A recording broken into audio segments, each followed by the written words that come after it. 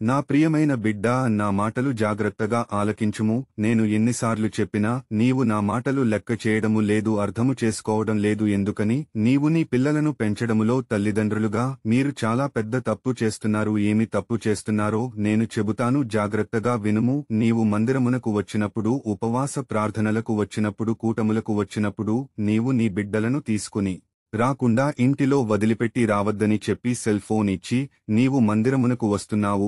నీ పిల్లలు ఇంట్లో ఉండి సెల్ ఫోన్ ఓపెన్ చేసి చూస్తున్నారు. సెల్ ఫోన్ ఓపెన్ చేయగానే పిల్లలకి చెడు వ్యసనాలు కనబడతాయి, చెడిపోయే వీడియోలు కనపడుతూ ఉంటాయి, బొమ్మలు కనపడుతూ ఉంటాయి. అవి చూస్తూ ఉంటారు, మద్యం తాగే వీడియో చూస్తూ ఉంటారు, స్మోకింగ్, డ్రగ్స్, ప్రేమ కలపాలు వీడియోలు ఇలాంటివి చూస్తూ ఉంటారు. ఇలాంటివి చూసి వారు కూడా ఇంటిలో డబ్బు దొంగతనం చేసి బయటికి వెళ్లి వాళ్లు సెల్ ఫోన్లో చూసిన విధముగా చెడు వ్యసనాలకు అలవాటు పడిపోయి స్కూలుకి, కాలేజీలకు వెళ్లకుండా చెడు స్నేహాలు పట్టి నశించిపోతారు. ఇలాంటి చెడు వ్యసనాలకు అమ్మానాన్న నాకు డబ్బులు కావాలి అని అడిగితే ఎందుకని ఆరాధిస్తారు? వాళ్లు అబద్ధాలు చెప్పి స్కూలులో కట్టాలి అని డబ్బులు తీసుకుని చెడు వ్యసనాలకు ఆహుతైపోయి నీవు డబ్బు ఇవ్వకపోతే నీ మీద తిరగబడి కోపపడతారు, ఇవ్వకపోతే చంపేస్తాను అంటారు. ఎందుకురా ఇలా తయారయ్యావు అని నీ పిల్లలను అడుగుతావు. ఆడపిల్లలైనా మగపిల్లలైనా నీవు ఆరా తీయడం మొదలు పెడతావు. ఏదో ఒక రోజున నీవు తెలుసుకుంటావు. అప్పుడు నీకు అర్థమవుతాది,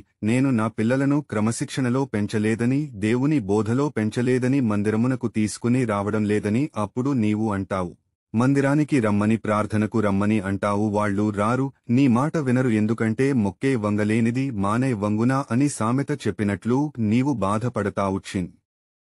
నప్పటి నుండి నీవు మందిరమునకు తీసుకుని వస్తే ఇంత ఘోరమైన పరిస్థితి వచ్చేది కాదు.